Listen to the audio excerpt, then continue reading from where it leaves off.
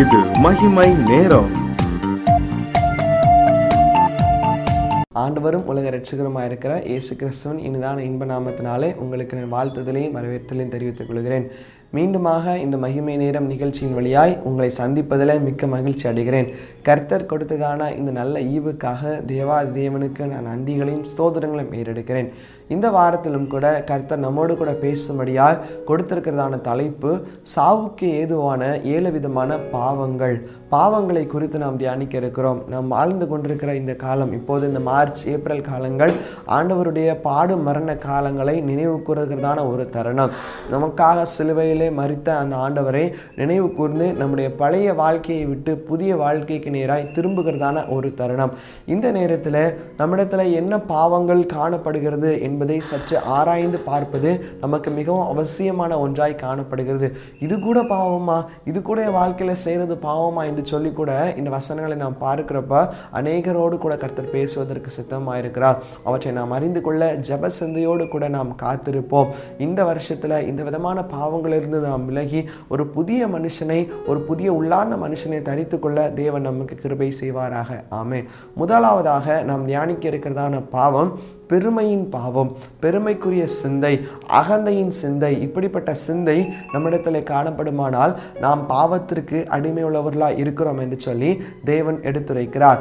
எரேமியா தீர்க்கதரிசன புஸ்தகம் 9வது அதிகாரம் 23வது வசனமும் 24வது வசனமும் இப்படியாக சொல்கிறது: ஞானி தன் ஞானத்தை குறித்தும், பராக்கிரமன் தன் பராக்கிரமத்தை குறித்தும், ஐஸ்வர்யவான் தன் ஐஸ்வர்யத்தை குறித்தும் மேன்மை பாராட்டாது இருக்க கடவன் என்று சொல்லி வேத வசனம் நமக்கு கற்றுக் கொடுக்கிறது. இந்த உலகத்தில் உள்ள மனிதர்களை சற்று நாம் சிந்தித்து ஆராய்ந்து பார்ப்போமானால் உலகம் 3 விதமான மனிதர்களை கொண்டிருக்கிறது. ஒருவன் ஞானத்திலே சிறந்து விளங்குகிறான், இன்னொருவன் பராக்கிரமத்திலே பலத்திலே சிறந்து விளங்குகிறான், இன்னொருவன் தன்னுடைய ஐஸ்வர்யத்திலே சிறந்து விளங்குகிறான். ஞானவான் தனக்கு இருக்கிற ஞானத்தை குறித்து அவனுக்கு ஒரு பெருமை இருக்கும், ஒரு அகந்தை இருக்கும்.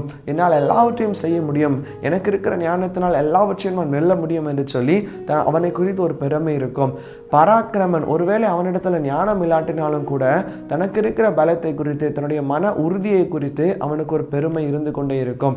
அதே போலதான் ஐஸ்வர்யவான், ஞானமும் இல்லை, ஒருவேளை பராக்கிரமும் அவனிடத்தில் இல்லாமல் இருந்தாலும் கூட தனக்கு இருக்கிற பணம், எல்லாவற்றையும் நான் பணத்தின் மூலமாய் சம்பாதித்து விட முடியும், எல்லாவற்றையும் ஐஸ்வர்யத்தின் மூலமாய் நான் விலைக்கு வாங்கிவிட முடியும் என்று சொல்லி அவனுக்குள்ளாக ஒரு சிந்தை இருக்கும்.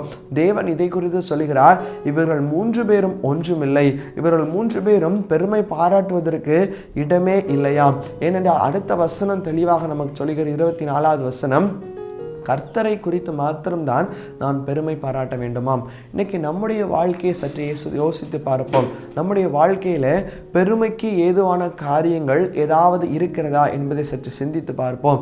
தேவனுடைய கிருபையுள்ள கரம் நம்மை தாங்குகிறது. அவரை குறித்து நாம் பெருமை பாராட்ட வேண்டும். அவர் இந்த நாள் மட்டும் நம்மை உயிருடன் காத்து பலப்படுத்தி வருகிறார் என்பதை குறித்து நாம் பெருமை உள்ளவர்களாய் காணப்பட வேண்டுமே தவிர தன்னைத்தான், நம்மை சுயத்தை குறித்து பெருமை பாராட்டுவதற்கு நமக்கு ஒன்றுமே இல்லை. பெருமை உள்ளவருக்கு தேவன் எதிர்த்து நிற்கிறார் என்பதாக வேத வசனம் கற்றுக் கொடுக்கிறது.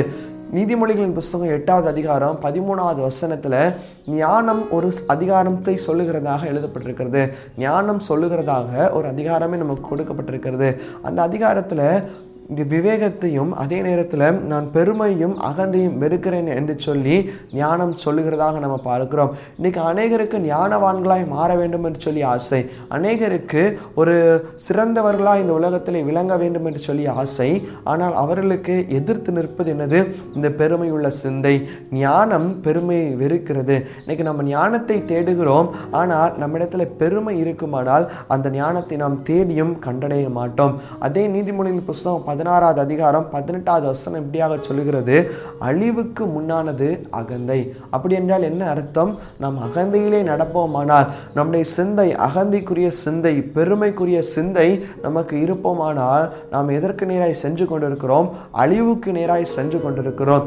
நாம் ஒரு பாதாளத்திற்கு நேராய், மரண கண்ணிக்கு நேராய் சென்று கொண்டிருக்கிறோம் என்பதை நாம் புரிந்து கொள்ள வேண்டும். பிரியமானவர்களே, இந்த நேரத்தில் அகந்தையின் எண்ணங்கள், பெருமைக்குரிய எண்ணங்களை நாம் சற்று கலை களைந்து போட வேண்டும். ஒருவர் ஒரு கிறிஸ்தவர்களை குறித்து சாட்சி சொல்லும்போது இப்படியாக சொல்லுகிறார். எனக்கு மிகவும் வேதனையாக இருந்த ஒரு சம்பவம். சொன்னது ஒரு கிறிஸ்தவர்கள் தான். அவங்க ஒரு திருச்சபைக்கு போயிருந்தாங்களாம்.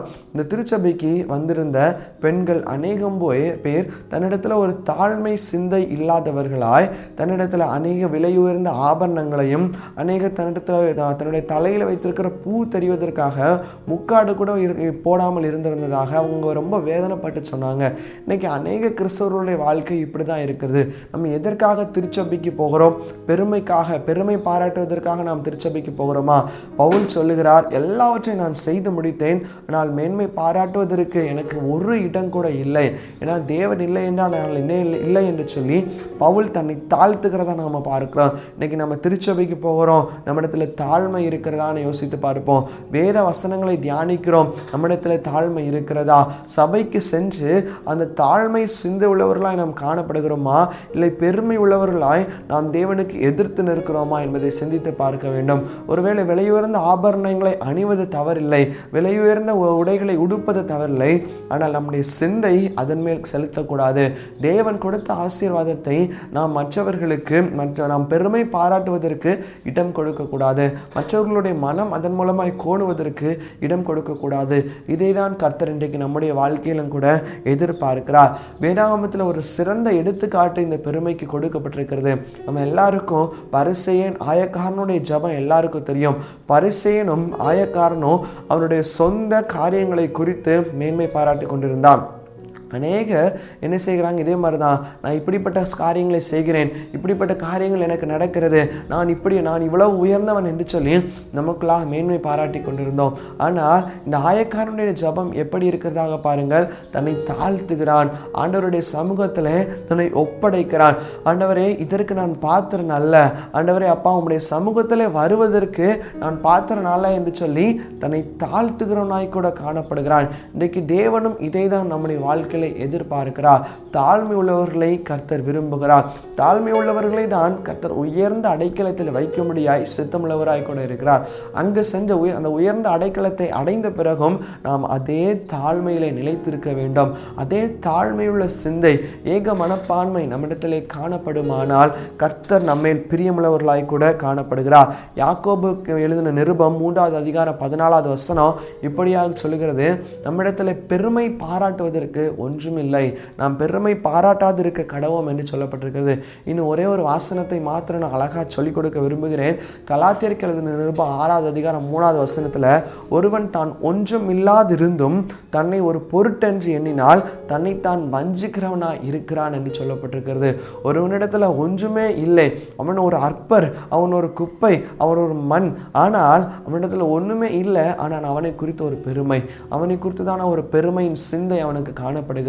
அப்படிப்பட்டவன் எப்படி இருக்கிறானா, அவன் தனக்குத்தானே வஞ்சனை செய்கிறவனாய் இருக்கிறான். வேறு யாரோ வந்து வஞ்சனை செய்ய வேண்டிய அவசியம் இல்லை, தனக்குத்தானே அவன் வஞ்சிக்கிறவனாய் கூட காணப்படுகிறான். இன்னைக்கு எத்தனை பேர் இப்படிப்பட்ட சிந்தனையில் நம்ம இருக்கிறோம்? இதே ஒண்ணுமே செய்திருக்கிற மாட்டோம், ஆனா நம்மை குறித்து நாம் பெருமை பாராட்டி கொண்டிருப்போம். நான் இல்லைன்னா அந்த இடத்துல இப்படி நடந்திருக்காது, நான் இல்லைன்னா இதை செய்திருக்க மாட்டாங்க, எல்லாவற்றுக்கும் காரணம் நான் தான். ஏதோ ஒரு காரியம், ஒருவேளை நம்ம ஏதாவது ஒரு போட்டியில் ஜெயிச்சு ஒரு ப்ரைஸ் வாங்கிட்டோம் அப்படின்னா, இன்னைக்கு அநேக வாலிபர்களாக இருந்து நம்ம பார்த்து கொண்டு இருக்கலாம். ஏதாவது ப்ரைஸ் வாங்கிட்டோம், இல்லை ஏதாவது ஒரு காரியத்தை நான் சிறப்பாக செஞ்சு முடிச்சிட்டேன் அப்படின்னா எல்லா பெருமைகளும் நம்மிடத்தில் வரும். ஆனால் வேத வசனத்தின்படி நாம் என்ன சொல்ல வேண்டும்? இது எனக்கு உண்டானதல்ல ஆண்டவரே, இதுக்கு உமக்குரியது என்று சொல்லி கர்த்தரிடத்தில் அதை நாம் கொடுக்க வேண்டும். அந்த கணத்தை கர்த்தருக்கு செலுத்துவோமானால் நம்மிடத்திலே கர்த்தர் பிரியமுள்ளவராய் கூட காணப்படுகிறார். இன்னைக்கு எத்தனை பேர் இந்த பெருமைக்குரிய பாவங்களுக்கு நாம் அடிமைப்பட்டிருக்கிறோம் என்பதை சிந்தித்து பார்க்க வேண்டும்.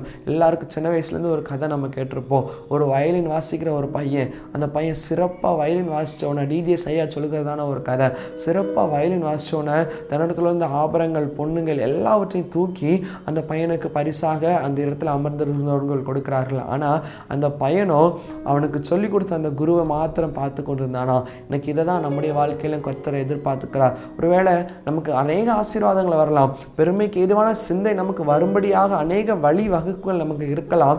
ஆனால் எல்லாவற்றையும் மறந்து தேவனை மாத்திரம் நாம் கண்ணோக்கி இருக்க வேண்டும். ஆண்டவரே, இது எனக்கானதல்ல, இது உமக்குரியது, இந்த கணத்தை நான் உமக்கு செலுத்துகிறேன் என்று சொல்லி கர்த்தரிடத்தில் நாம் அர்ப்பணிக்க வேண்டும். இப்படி நாம் செய்வோமானால் தேவன் நம்மிடத்தில் பிரியமுள்ளவராய் காணப்படுகிறார். பெருமை உள்ளவருக்கு தேவன் எதிர்த்து நிற்கிறார், தாழ்மை உள்ளவர்களோ கர்த்தர் நேசிக்கிறார். எனவே இதை நாம் சிந்தித்துக் கொள்வோம். தேவன் தாமே கேட்ட இந்த வார்த்தைகளின்படியாய் நம்ம ஒவ்வொருவரையும் ஆசீர்வதிப்பாராக. ஆமென். நம்ம அப்படியே ஜெபித்து நம்ம முடிக்கலாம். நேசிக்கிறதான பரலோக பிதாவே, அப்பா, இந்த நேரத்திலும் கூட பெருமைக்குரிய பாவத்தை குறித்து என்னோடு பேசுனீங்க. உமக்கு நன்றி ஆண்டவரே. எங்களிடத்தில் பெருமையின் சிந்தை, அகந்தையின் சிந்தை காணப்படுமானால் தேவன் தாமே அது எங்களிடத்துல எடுத்துப்படும்படியாக ஜெபிக்கிறோம் ஆண்டவரே. அப்பா ஆண்டவரே, அப்பா, அந்த பரிசேயனை போல நாங்கள் இருக்காதபடிக்கு ஆயக்காரனை போல உடைய சமூகத்திலே தாழ்த்து எங்களுக்கு நிற்கிறோம் செய்யுங்க. உமக்கே துதிக்கான மகிமை ஏறெடுக்கிறோம். இப்போ நாம் இயேசு மூலம் ஜெபிக்கிறோம் எங்கள் நல்ல பிதாவே. ஆமென், ஆமென்.